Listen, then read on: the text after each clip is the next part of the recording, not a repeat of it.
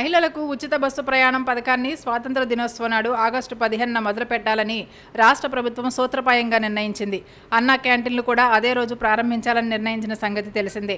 ఉచిత బస్సు పథకం అమలు విధానంపై అధికారులు తుది కసరత్తు చేస్తున్నారు.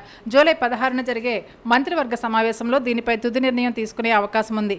ఇక అన్నీ కుదిరితే ఆగస్టు 15న సీఎం చంద్రబాబు విశాఖ వేదికగా మహిళలకు ఉచిత బస్సు ప్రయాణం స్కీమ్కు పచ్చజెండా ఊపనున్నారు. మహిళలకు ఉచిత బస్సు ప్రయాణం పథకంపై ఇప్పటికే ఏపీఎస్ఆర్టీసీ అధికారులు పొరుగు రాష్ట్రాలైన కర్ణాటక, తెలంగాణలో పథకం అమలవుతున్న తీరుపై అధ్యయనం చేశారు. కాంగ్రెస్ పాలిత ఆ రాష్ట్రాల్లో ఇప్పటికే ఉచిత బస్సు పథకాన్ని అమలు చేస్తున్నారు. మాజీ ముఖ్యమంత్రి జగన్మోహన్ రెడ్డిపై కేసు నమోదైంది. మాజీ ఎంపీ రఘుకృష్ణమరాజు ఫిర్యాదు మేరకు ఐపీఎస్ అధికారి పివి సునీల్ కుమార్, మాజీ సీఎం జగన్, మాజీ ఇంటెలిజెన్స్ చీఫ్ సీతారామాంజనేయులపై కేసు నమోదైంది. ఈ కేసులో జగన్ను 3వ నిందితుడిగా చేర్చారు.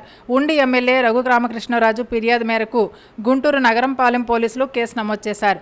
గుంటూరులో కస్టడీకి తీసుకున్న సమయంలో హత్యాయత్నం చేశారని ఫిర్యాదు చేశారు. 2021లో సిఐడి కస్టడీలో తనను కొట్టడమే కాకుండా హత్యాయత్నం చేశారని ఫిర్యాదు చేశారు. కాదేది కల్తీకి అనర్హం అన్నట్లు హైదరాబాద్లో స్వీట్లు, మాంసాహారం, ఆఖరికి అల్లం వెల్లుల్లి పేస్ట్ తయారీలో కల్తీయే. వీటిని నిరోధించేందుకు ఫుడ్ సేఫ్టీ అధికారులు ముమ్మరంగా సోదాలు చేస్తున్నారు.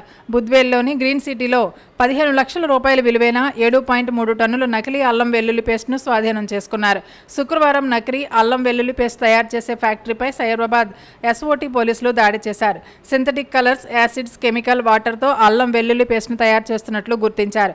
హైదరాబాద్లో పలు మిఠాయి షాపులు, హోటల్స్లో అధికారులు సోదాలు జరపగా భయంకరమైన వాస్తవాలు వెలుగు చూశాయి. ఇందిరా పార్క్ దగ్గర మిఠాయిలు తయారు చేసే ఎమర్టాల్ హౌస్లో తనిఖీలు చేశారు అధికారులు. ప్రాణాంతకమైన ప్రమాదకరమైన ఫుడ్ కలర్స్ కల్తీ చేసిన కొన్ని స్వీట్లను సీజ్ చేశారు ఫుడ్ సేఫ్టీ అధికారులు. సోదాల్లో భాగంగా 60 కేజీల బెల్లం, 3 కేజీల జీడిపప్పును, ఇతర ముడి సరుకులను సీజ్ చేశారు.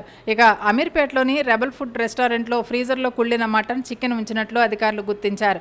ఆహార పదార్థాల్లో మోతాదుకు మించి ఫుడ్ కలర్స్ వినియోగిస్తున్నట్లు తనిఖీల్లో వెల్లడైంది. సికింద్రాబాద్లోని వివాహ భోజనము, గ్రిల్ 9 హోటల్స్లో అధికారులు సోదా జరిపారు. అక్కడ కూడా కుళ్ళిన ఆహార పదార్థాలు లభ్యమయ్యాయి. తెలంగాణ వ్యాప్తంగా గత 2 నెలల్లో మొత్తం 387 హాస్టల్లో తనిఖీలు నిర్వహించగా ఎలాంటి లైసెన్సులు లేనట్లు గుర్తించారు.